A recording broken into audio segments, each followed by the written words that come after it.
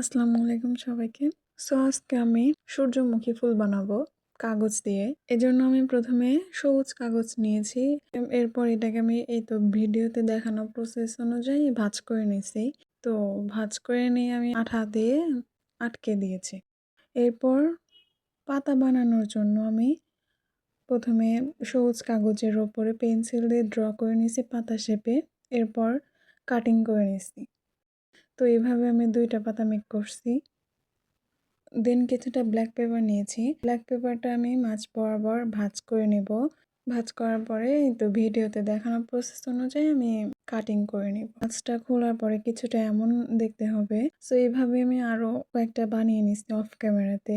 তারপর যে স্টিকটা বানিয়ে রেখেছিলাম গ্রিন পেপার দিয়ে, ওইটার সাথে আমি ব্ল্যাক পেপার দিয়ে যেটা মেক করলাম, ওইটা পেঁচিয়ে নিয়েছি। পেঁচিয়ে পেঁচিয়ে তারপরে আঠা দিয়ে আটকে দিয়েছি। তো এইভাবে আমি যতগুলো বানিয়ে রাখছিলাম সবগুলোই আমি এভাবে পেঁচিয়ে আঠা দিয়ে আটকে দিয়েছি। তারপর যেটা মেইন পার্ট, সানফ্লাওয়ারের যে পাপড়িগুলো থাকে ওগুলো মেক করার জন্য আমি ইয়েলো পেপার নিয়েছি। অ্যান্ড ইয়েলো পেপার আমি মাঝ বরাবর ভাঁজ করে তারপরে পাপড়ির যে শেপ থাকে ওই শেপে পেন্সিল দিয়ে ড্র করে তারপরে কাটিং করে নিছি। পাপড়ির দুই পাশে যে আমি একটু করে কাট করছিলাম সেটা আমি দুই পাশে থেকে মাঝখানে ভাঁজ করে দিয়েছি। এইভাবে আমি 6টা পেপার মেক করছি। তো যে স্টিকটা বানিয়ে রাখছিলাম ওইটার সাথে আমি এই পাপড়িগুলো রাউন্ড করে পেঁচিয়ে পেঁচিয়ে দেন গ্লু দিয়ে আটকে দিব। তো আমি ভালো করে বোঝানোর জন্য আমি আরেকটা পাপড়ি শেপের যে কাগজ ওইটা নিয়েছি, দেন আবারও স্টিকের সাথে আঠা দিয়ে আটকে দিয়েছি। তো আমি আবারও কিছুটা গ্রিন পেপার নিয়েছি অ্যান্ড করে কাটিং করে নিয়েছি। সাথে কিছুটা গ্রিন পেপার আমি রাউন্ড করে কেটে নিছি।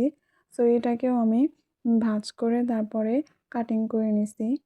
এটা মূলত আমি যে ডালটি বানিয়ে রাখছিলাম সেটির সাথে লাগানোর জন্য মেক করছি। গ্লু দিয়ে যে পাপড়িটা লাগিয়ে রাখছিলাম তার একটু নিচ বরাবর কাটিং করা পেপারটি আমি আঠা দিয়ে আটকে দিয়েছি। তবে আমি রাউন্ড শেপে যে 2টা বানিয়েছিলাম সেই রাউন্ড পেপারে মাঝখানে আমি স্টিকটা দিয়ে আঠা দিয়ে এই 2টাও আটকে দিয়েছি। আমি যে 2টা পাতা বানিয়ে রাখছিলাম ওই পাতা 2টাও আমি ডালটার সাথে আটকে দিয়েছি।